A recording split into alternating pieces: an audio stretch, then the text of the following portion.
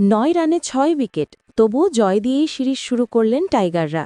আফগানিস্তানের সাথে প্রথম টি-20 ম্যাচে এদিন রান তাড়া করার শুরুটা বেশ ভালোই করেছিল বাংলাদেশ। ভালো হয়েছে তাদের শেষটাও। তবে মাঝেই রাশিদ খানের ঘূর্ণিতে এলোমেলো হয়ে জয় নিয়ে শঙ্কাও জেগেছিল টাইগারদের। তবে দিনের শেষে জয়ী দলের নাম বাংলাদেশই। আফগানিস্তানের ৯ উইকেটে ১৫১ রান, যেটা বাংলাদেশ টপকেছে ৮ বল ও ৪ উইকেট হাতে রেখে। এদিন তানজিদ হাসান ও পারভেজ হোসেনের উদ্বোধনী জুটিতেই উঠেছে ১০৯ রান, দুজনেই করেছেন 50। তবে রাশিদ খানের স্পিন ঘূর্ণিতে একসময় ১১৮-র ৬ পরিণত হয় বাংলাদেশের স্কোর। এদিন রাশিদ খান টানা ২ ওভারে ২টি করে মোট ৪ উইকেট নেন। তবে শেষ দিকে নুরুল হাসান ও রিশাদ হোসেনের অবিচ্ছিন্ন সপ্তম উইকেট জুটি ১৮ বলে ৩৫ রান তুলে বাংলাদেশকে জয়ের লক্ষ্যে পৌঁছে দিয়েছে। বাংলাদেশের জন্য ৩ ম্যাচে টি-20 সিরিজের শুরুটা হলো জয় দিয়ে। সিরিজের দ্বিতীয় টি-20 ম্যাচ শুক্রবার।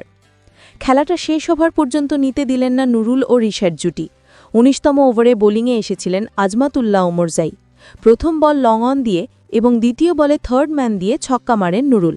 তৃতীয় বলে সিঙ্গেল এবং চতুর্থ বলে রিশাদের শট টপ এজড হয়ে উইকেটকিপারের মাথার ওপর দিয়ে বাউন্ডারি। ইনিংসের ৮ বল বাকি থাকতেই বাংলাদেশ ৬ উইকেট হারিয়েই পৌঁছে যাচ্ছে ১৫৩ রানে, যার ফলে ৩ ম্যাচের টি-20 সিরিজে ১-০তে এগিয়ে গেল টাইগার বাহিনী।